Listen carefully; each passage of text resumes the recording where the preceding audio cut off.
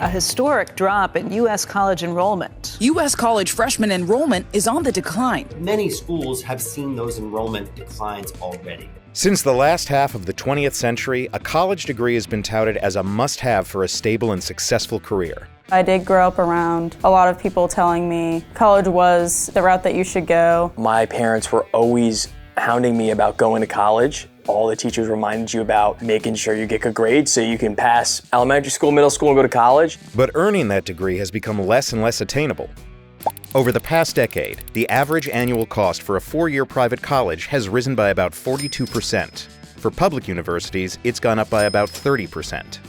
And jobs that traditionally require college degrees are no longer as reliable as they once were. Google, Amazon, and others announced cuts earlier this month. PayPal is the latest company to announce job cuts, slashing around 9% of its global workforce. The market has really rewarded companies that announced layoffs. So it may not be surprising that many in Gen Z, the youngest generation in the workforce, are saying no to the college experience. Instead, they're entering blue-collar jobs and skilled trades that don't require a 4-year degree. They're gaining skills that allow them to then go out and start their own business. And that really allows them the opportunity to set their earning potential as they go forward. And as older blue-collar workers begin to retire, it may be that Gen Z rises to fill the skilled labor gap.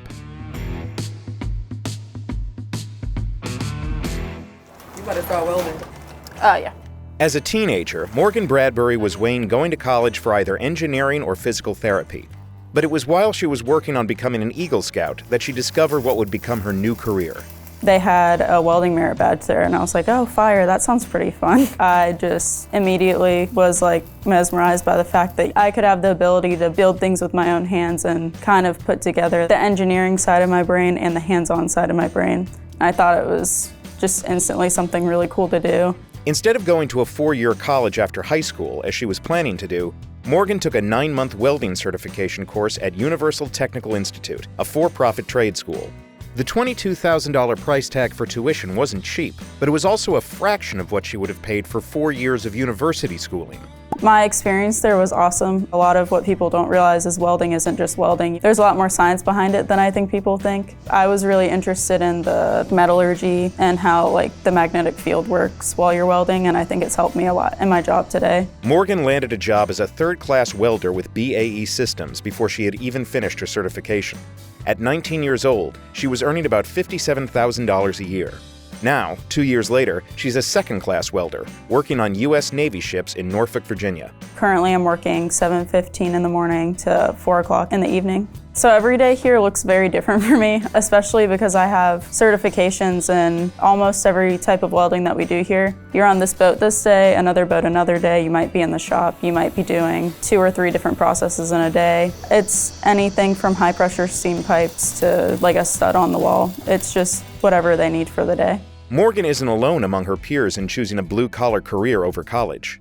So there are about 2 million fewer students in a traditional 4-year university now than in 2011. And the reasons might not be super surprising. So the total all-in cost for a 4-year public school is about $110,000. Whereas for a private school, it's about $225,000. Fall undergraduate enrollment was about 1% higher in 2024 than it was in 2019. But vocational school enrollment was up by about 18% over that same time.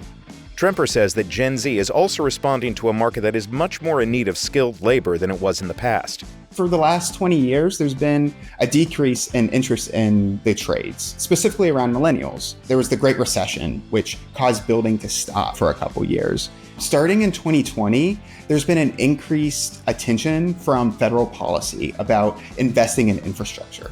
Think of things like the Bipartisan Infrastructure Act. Think about the Science and STEM and CHIPS Act. All things that were really created to invest in the future of American infrastructure. Since 2019, average starting salaries for skilled workers has risen over 25%, from $18.70 an hour in 2019 to $23.43 an hour in 2025. Over that same period, net hiring for new blue-collar workers during graduation season has remained consistently higher than for white-collar workers of the same age. It also saw its biggest bump in 2020 and has remained strong, even as hiring for white-collar jobs has cooled over the past 2 years. These folks are in high demand, right? They're able to find work because we need it. they're also gaining skills that are going to be increasingly necessary as baby boomers and older Gen X workers start aging out of the workforce. And it's time to really starting their own businesses. You fix it? Yeah, okay. Take 24-year-old Chase Gallagher. He started his lawn care business in Westchester, Pennsylvania at a young age.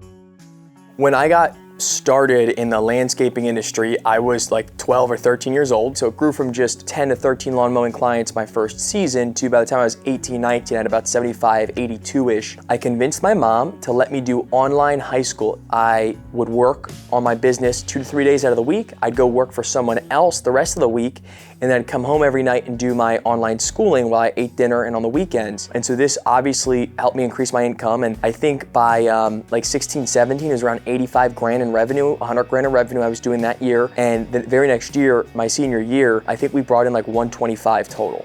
By the time he graduated from high school, Chase says he had $120,000 in savings. Rather than spend it on college tuition, he decided to invest it in starting his own business. And I just kind of looked at the numbers and said, listen, I'm not gonna go stop my business and pay for college. My parents definitely were not in favor. I said, hey guys, if you're not gonna pay for college, don't force me to pay for something I don't want to pay for. In 2024, Chase's business, CMG Landscaping, brought in over $1 million in sales. Chase says he earned about $491,000 through his salary and owner's share. So we work with about 100 clients on average a year. My crews are bringing in anywhere from $3,000 to $6,000 per crew per day, and that includes materials. Our busiest time of year is from March 15th to June 15th. Sometimes it'll extend to July 15th. To give you an accurate guess on how many hours a week I work during that time, I couldn't even tell you, but I will tell you it's from when I wake up to when I go to sleep. And I swear sometimes in my sleep, I'm drafting up emails. Chase's ambitions go beyond his landscaping business. I want to turn myself into a private equity firm, and I want to buy or partner with home service companies and sell them to larger private equity firms. And so that's where I see my future going, is using my online presence to partner and acquire and grow companies. Morgan Bradbury says she plans to stick with welding for the long haul, but also wants to pass along her skills to others. I think it might be cool to have some sort of nonprofit startup for getting more females into welding. I think there needs to be more outreach of getting people into trades. I think that's a really important thing that I want to eventually step into. The immediate future for skilled workers like Morgan and Chase may be challenging, especially if possible tariffs by the Trump administration put a strain on blue-collar industries like construction. As we're looking towards the future, we definitely need to think that tariffs on soft lumber coming into the country will hurt opportunities for these people to work and to grow their skills. And that might carry through as people stop spending money. But as older workers retire and college tuitions remain high, we may see more members of Gen Z entering the blue-collar workforce. Gen Z workers are going to be able to move into a space where they're adding to the dynamism of the economy and really providing a lot more opportunity for themselves financially. These folks are going to be well positioned to take advantage of that and really grow their careers as they help grow the economy.